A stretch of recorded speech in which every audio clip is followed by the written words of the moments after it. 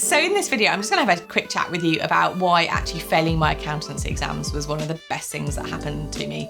And that might seem a bit strange because we have such a success culture, often on LinkedIn or Instagram. What you're seeing is other people's like highlight reels. And ultimately, I am a partner in a large accounting firm. So you might think that actually failing accountancy exams would have set me back.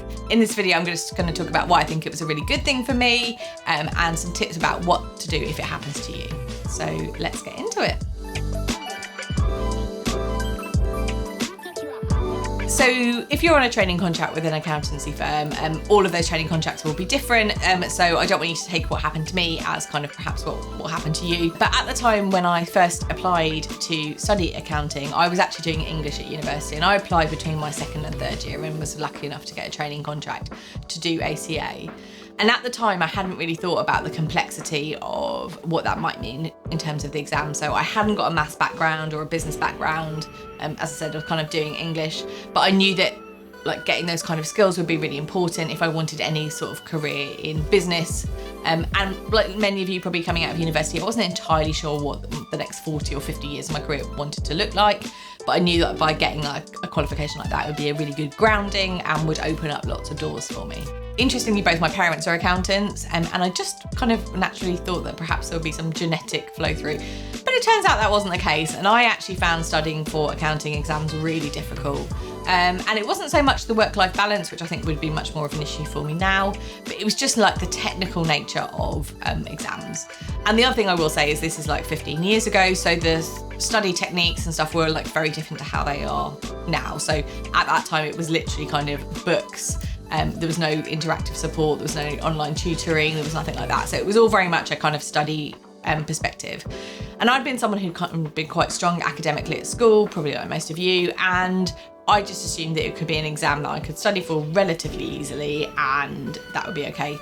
But that wasn't actually the case, and I failed my audit assurance exams not once but twice. And at the time that was kind of a bit of a shock to the system. Firstly, because obviously I'd never really failed before exams, certainly. But secondly, obviously it was kind of linked to my job. So as it was becoming clear that I was finding it more difficult to pass the exams, and if I'm being honest, I wasn't really enjoying the day-to-day work of an accountancy trainee at that time. And again, it was a long time ago, so we were still using a lot of paper-based systems and like lots of records, like constructing accounts and those types of things from clients. But I just found it kind of quite boring and quite repetitive. But it's that big thing about walking away from a job and a career and a qualification, and also dealing with kind of what you think the sort of the social fallout might have been, particularly if you're someone who's been a reasonably successful high flyer. Accepting that you're not very good at something or something's not very suited to you is quite difficult. And that's definitely the challenge that I had, was that if I wasn't going to do this, then what was I going to do? And so luckily for me, someone within the firm spoke to me about internal audit and suggested that perhaps that might be better for me because it's much more words-based, and given my background. And that was the best thing that ever happened to me, because that failure just allowed me to kind of redirect and refocus. So thinking about what did I really want to be doing on a daily basis. At the time, the accountancy was very office-based, whereas I like being out and about at clients. So thinking about actually what do I want to be doing on a daily basis. Secondly, thinking about how you can best use your skills. And I think this is probably the kind of key point of this video, is that failure is just a form of feedback, and it's just a way of redirecting you to another path. So if you do fail at something, or you don't kind of get where you need to be, so I'm not talking about like obstacles or setbacks, which we all have, and you might fail the odd exam here or there, but I was continually struggling to achieve the standard that I needed to, and I knew that I could do better, and that I knew that I could do better doing something else, and that this was kind of too hard.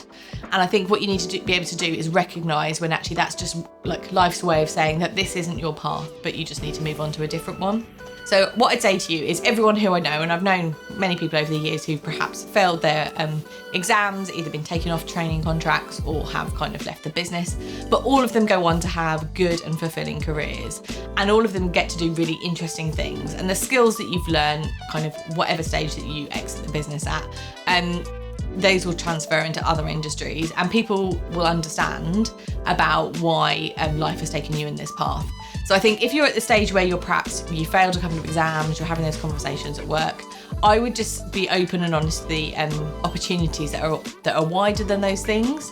And if it is a case of you're being exited from from your contract or you're being exited from the firm, just be reassured that there'll be better things coming for you, and no one I know has ended up like not thinking it was the best thing that ever happened to them.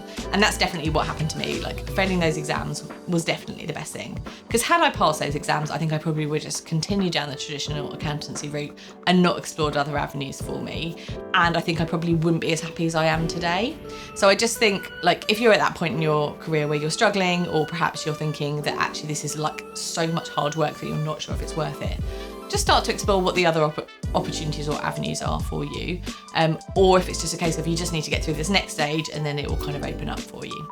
So I just wanted to kind of give you a bit of reassurance or a bit of kind of hope that if you're finding it tough at the moment, there are better things coming for you, and you just need to kind of let that process happen.